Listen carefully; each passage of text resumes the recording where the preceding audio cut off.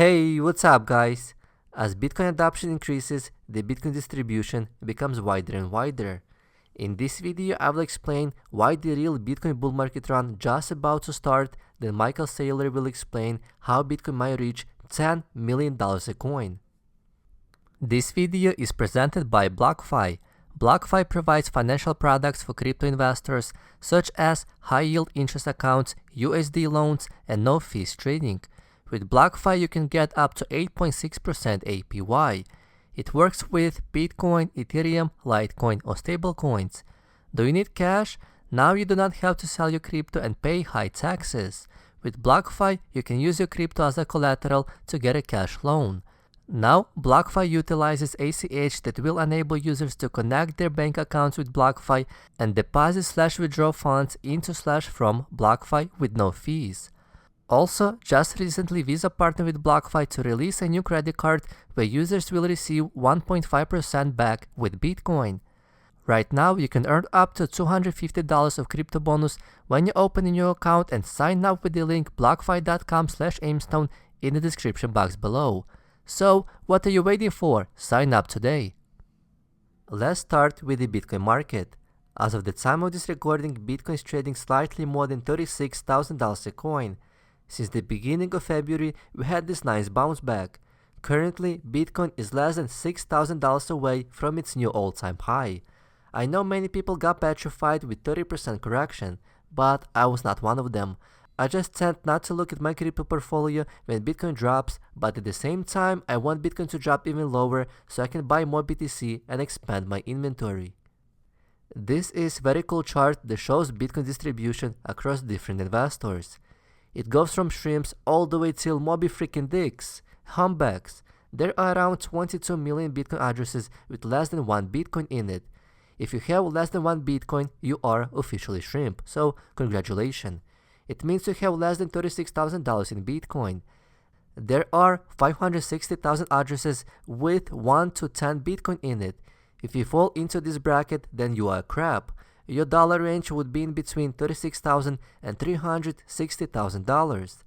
Then we have Octopus with 72,000 BTC addresses that range in between 10 to 50 BTC, or $360,000 and $1.8 million. Now we're talking about big boys.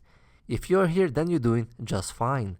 Then we have Fish with approximately 11,000 BTC addresses ranging between 50 and 100 BTC. In dollar amount in between $1.8 million and $3.6 million.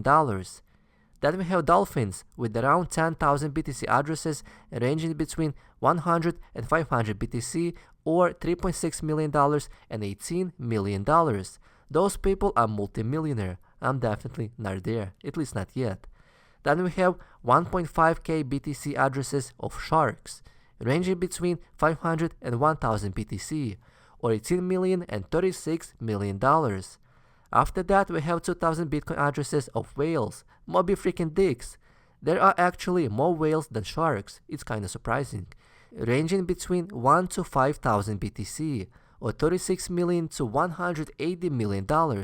And finally, we have humpbacks with only 220 Bitcoin addresses and 5,000 plus Bitcoin with starting price of around $180 million and above. If you want to be in this position, you have to be very, very wealthy. Here we have whales such as Max Kaiser, Michael Saylor, Satoshi Nakamoto.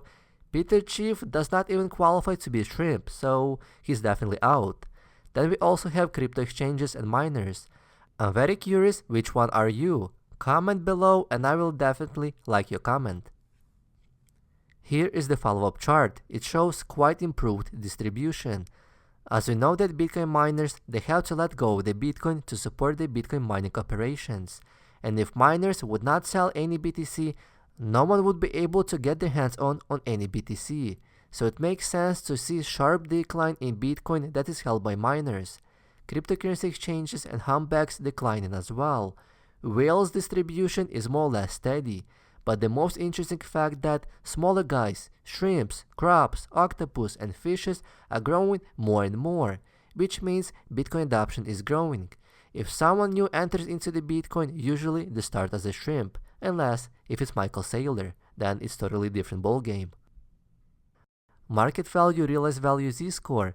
which uses blockchain analysis to identify periods where Bitcoin is extremely over or undervalued relatively to its fair value. The blue line represents Bitcoin market cap, the yellow line represents realized value. Rather than taking the current Bitcoin price, realized value takes the price of each Bitcoin when it was last moved. Then it adds all those individual prices and takes an average of them. It then multiplies the average price by the total number of coins in circulation to get the realized cap. Then we have standard deviation, which is just Bitcoin volatility. It can be calculated by this following formula. In the end, we just get a z-score, which is a statistical measure that describes a value's relationship to the mean. If z-score spikes and reaches this red territory, it means that Bitcoin gets overvalued. We have seen z-score spiked in 2012 and then in 2013 2 times and in late 2017. And in all those times, Bitcoin pulled back by at least 70% soon after that. Just recently, we saw a spike in the z-score, but it was not that drastic. It spiked slightly above 6 and it reversed. We have seen a number of such spikes in early 2017 where Bitcoin was just warming up for a bull market run. Right now, we see something similar, especially after the recent Bitcoin halving. BTC can certainly make another 5 to 10x by the end of this year. Now, let's shift gear a bit and let's take a look at this recent Michael Saylor talk at the Bitcoin Corporation, where he describes why Bitcoin is targeting for $100 trillion plus market capitalization and why Bitcoin is the best innovation he found in his lifetime. Let's take a look. You know, I think we saw YouTube coming, and I think we saw Twitter, and we knew about social media, Facebook and Twitter and LinkedIn and Snapchat. These things, they were all coming. We even knew about AWS and Azure. They were all gradually coming, and even Zoom was creeping. I think the biggest surprise, which was a shocker to me, is the emergence of a monetary network. The virtualization of products and services and things that people did. Well, that most people can get their hands around that. They experience that. But the virtualization of money, that's a big idea. We have $300 trillion worth of money floating around in stocks, bonds, commercial real estate, and cash and banks. And it's the 20th century form of assets. And what we saw this year is an explosion, an emergence of a new form of money. And that new form of money is cryptocurrency. And the winning cryptocurrency is Bitcoin.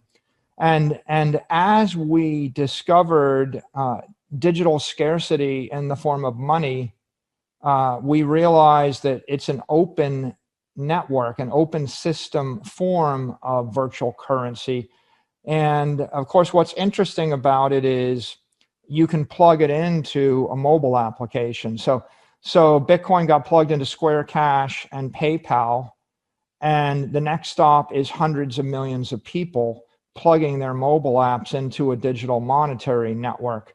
And as Bitcoin got plugged into, it's getting plugged into mutual funds and investment funds, and we plugged into our company, we're really seeing the emergence of a dominant digital monetary network.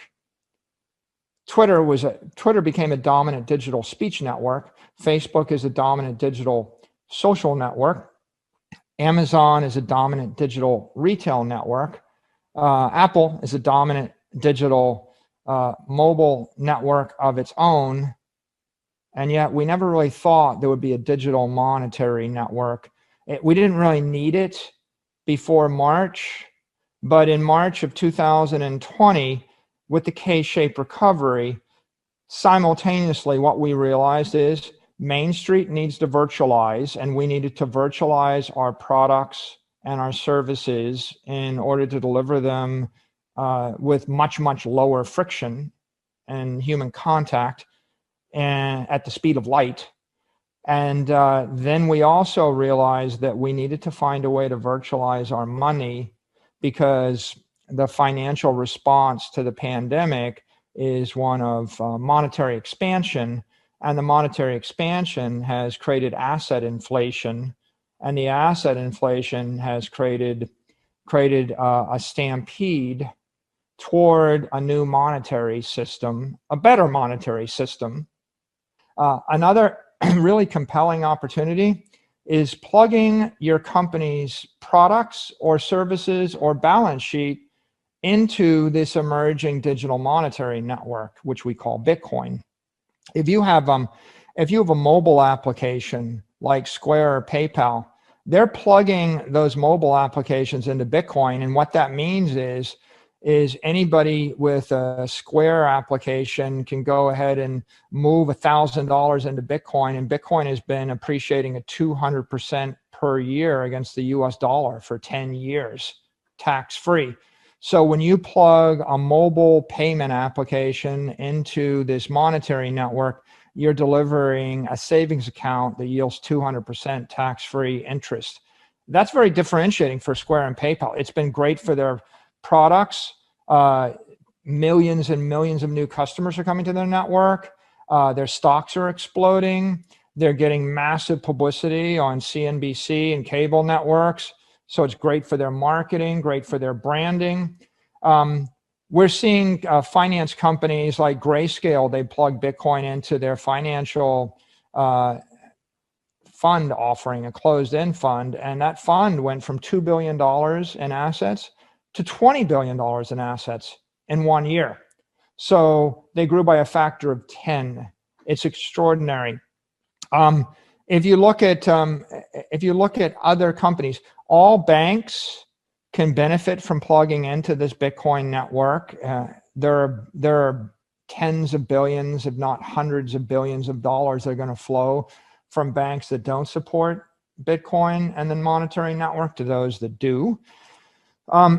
Any insurance companies can plug into this network, and there are insurance products that are starting to plug into the Bitcoin monetary standard. Every company has a treasury. Our company has a treasury. And if your company has money on its balance sheet and it's sitting in fiat currencies like euros and dollars, they're losing about 15% of their purchasing power each year. So corporations that have billions of dollars or tens or hundreds of billions of dollars of cash are looking at losing 75% of the shareholder value, 75% of the cash over the course of a decade in the current monetary environment. The simple solution is convert some of that cash into Bitcoin. We did it. Square did it. You're going to see an avalanche of companies in the coming 12 months also converting their balance sheets into Bitcoin because it's a scarce digital safe haven asset. So compelling opportunities. I think that you already know what happened with Google. Google became a $1 trillion company. It was a good idea to plug your website into the Google search engine and plug your marketing into Google's YouTube. And we know what happened with Apple. People embraced the mobile wave, Apple and Android. We know what happened with Facebook. People embraced Facebook. We know what happened with Twitter. We know what happened with AWS and Azure in the cloud. Most people don't realize what's going to happen here with the digital monetary network, but we're looking at a monetary network that's going to grow from $650 billion in value to $6 billion, $6 trillion to $60 trillion. It may very well become north of $100 trillion in monetary value. And every company has a treasury which would benefit from plugging into it. And every financial company would probably benefit from plugging its financial products or services into this network, because this decade is going to be a decade of explosion in this digital monetary network and this thing we call Bitcoin. It really is quite an extraordinary opportunity, in my opinion, probably the most compelling opportunity I've seen in my lifetime.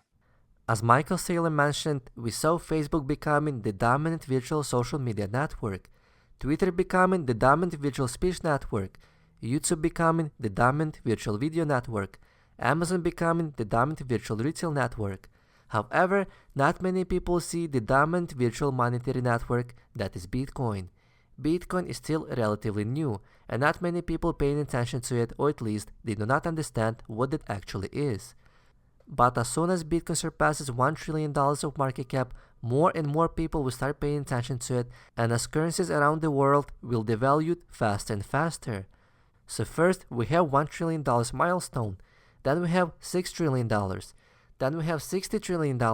Then also Michael Saylor mentioned that it is very likely for Bitcoin to reach north of $100 trillion of monetary value. In that case, a single Bitcoin will be slightly less than $10 million a coin. Let me know what do you guys think about $10 million Bitcoin. Leave your thoughts in the comment section below, smash that like button and subscribe for more videos.